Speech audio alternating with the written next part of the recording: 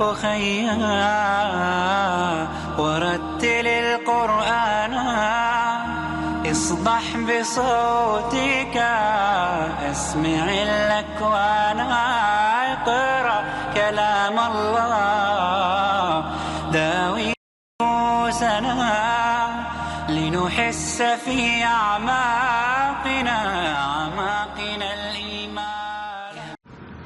أعوذ بالله من الشيطان الرجيم. بسم الله الرحمن الرحيم. نحمده ونصلي على رسوله الكريم. அம்மா பாத். படைத்தவனை போற்றியவனாக அவனுடைய சாந்தியும் சமாதானமும் நம் அனைவர் மீதும் பொழியப்படட்டுமாக. அஸ்ஸலாமு அலைக்கும் வரஹ்மத்துல்லாஹி வபரகாத்துஹு.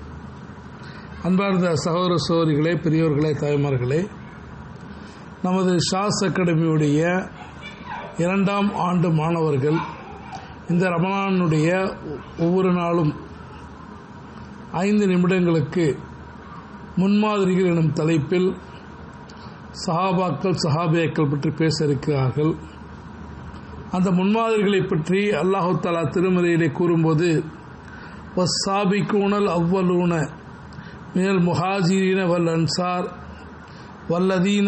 வல்லதீன தபவுஹும் பிஇஹ்சானின் ரலியல்லாஹு அன்ஹும் வரலு அன்ஹு என்று முஹாஜிர்களிலும் அன்சார்களிலும் முதலாவதாக முந்திக் கொண்டவர்களும் அவர்களின் நற்செயல்களில் பின்தொடர்ந்தவர்களும் இருக்கிறார்களே, அவர்களை அல்லாஹ் பொருந்திக் கொண்டான், அவர்களும் அவனை பொருந்திக் கொண்டார்கள். அன்றையும் அவர்களுக்காக சூனபதிகளை சித்தப்படுத்தியிருக்கின்றான். அவற்றின் கீழே ஆறுகள் ஓடிக்கொண்டிருக்கும்.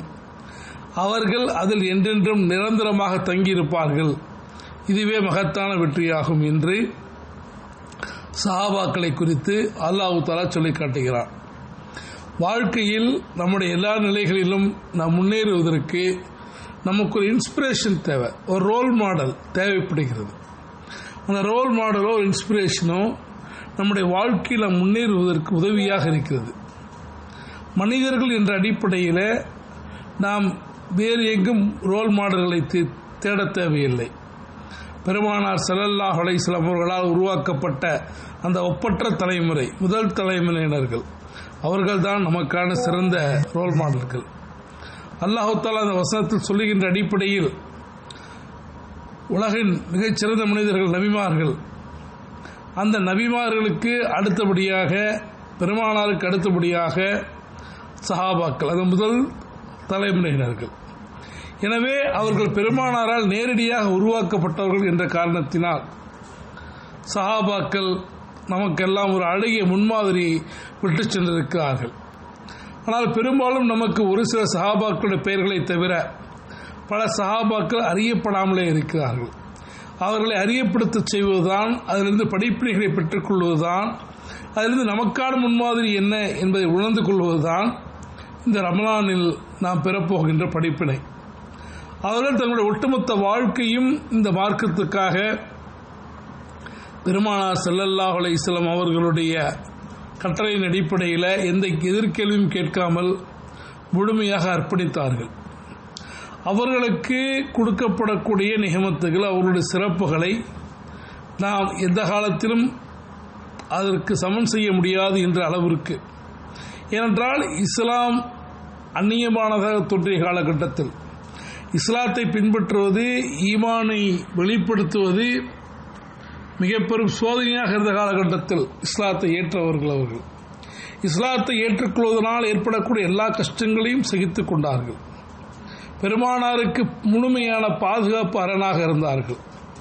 அதனால் தான் நபிகள் நாயகம் ஸல்லல்லாஹு அலைஹி வஸல்லம் அவர்களிடத்தில் சிறந்த மக்கள் யார் என்று கேட்டபோது என்னுடைய தலைமுறையினர்கள், அதற்கு பிறகு அடுத்த தலைமுறை, அதற்கு பிறகு அதுக்கு அடுத்தவர்கள் என்பதாக நபிகள் நாயகம் ஸல்லல்லாஹு அலைஹி வஸல்லம் அவர்கள் பதிலளித்தார்கள்.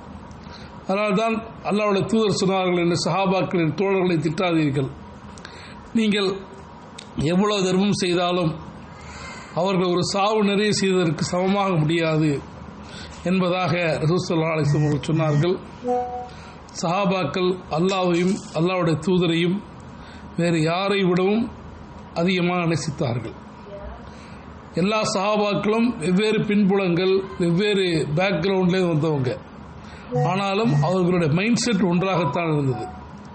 ஒருவர் பாரசீகத்திலிருந்து வந்தார், ஒரு எத்தியோப்பியாவிலிருந்து வந்தார், அரபுலகத்திலிருந்து வந்தவர்கள், அடிமைகளாக இருந்தவர்கள், பணக்காரர்களாக இருந்தவர்கள், இப்படி அவருடைய கலாச்சாரம், அவருடைய மொழி, அவர்களுடைய நிறம் எல்லாமே வேறுபட்டதாக இருந்தாலும் அவர்கள் ஒன்றுபட்டது இஸ்லாம் என்ற பதாகையின் கீழ்.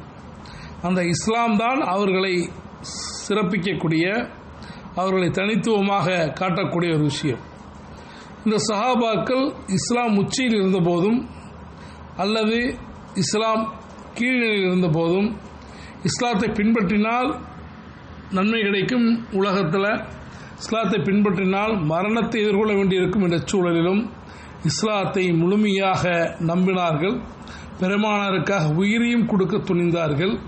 பெருமானாருடைய இறுதி வரைக்கும் அவருடைய பாதுகாப்பரனாக இருந்தார்கள். எனவே ஒவ்வொரு சஹாபா உடைய வாழ்க்கையிலும் நமக்கான படிப்பினை இருக்கிறது. இந்த ரமலானில் அவ்வாறு 29 அல்லது 30 சஹாபாக்களுடைய வாழ்க்கையிலிருந்து படிப்பினைகளை பெற்றுக்கொள்வோம். அதை நம்முடைய வாழ்க்கையிலே அமுல்படுத்தி அல்லாஹ் அவர்களை சொல்வதைப் போல நாமும் இறைவனை திருப்திக் கொள்வோம். அல்லாஹ்வும் நம்மை திருப்பிக் கொள்ளக்கூடிய வாழ்க்கையை மேற்கொள்வோம். அதற்கு இந்த ரமலான் உதவி புரியட்டும் என்று கூறியவனாக இந்த உரையை நிறைவு செய்கிறேன். வாஹிர் தவானா அல்ஹம்துலில்லாஹி ரப்பில் ஆலமீன். அஸ்ஸலாமு அலைக்கும் வரஹ்மத்துல்லாஹி வபரகாத்துஹு.